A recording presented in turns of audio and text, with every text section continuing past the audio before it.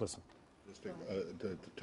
Do you know when you were made aware of this? Was it before this extremist monitoring group put it out, or do you know if the intel community was aware of it before then?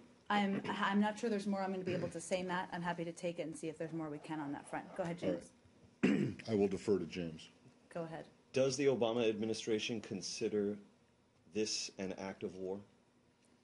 We certainly, I'm not going to put new labels on it, James. I would say we certainly consider this act, this reported act, the act of the killing of James Foley as a horrific terrorist act that we certainly has helped, or has not helped to, I should say, has been one of the motivating factors in the effort to undergo the creation of international coalition to address this threat. So now we have on the books 2 American journalists beheaded by this group.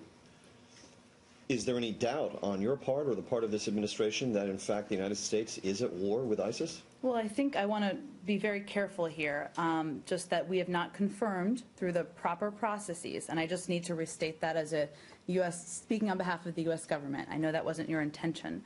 I'm not going to, again, put new labels on it. I think it's clear that we are concerned about the threat of ISIL to Western interests, to interests in the region.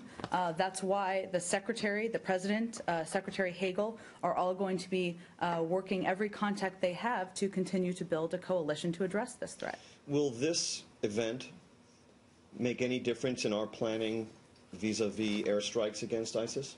There are a range of factors, as you know, that are taken into account, including the interests of the United States. And I'm not going to read out further what the President will be looking at, but certainly we look at a range of factors as those decisions are made. I just want to try to address this one more. Go ahead. One more way. A lot of Americans sit at home and they see Americans who are not even combatants but who are journalists being beheaded by this group overseas. And from a sort of common sense point of view, the average American will say to himself, this group is at war with us. Why does our President or our Secretary of State not recognize that and say, indeed, we are at war with this group and we will destroy them? Well, I think, first of all, James, our actions speak for our commitment to this. And the President has authorized more than 100 strikes in Iraq, as has been confirmed by the Department of Defense.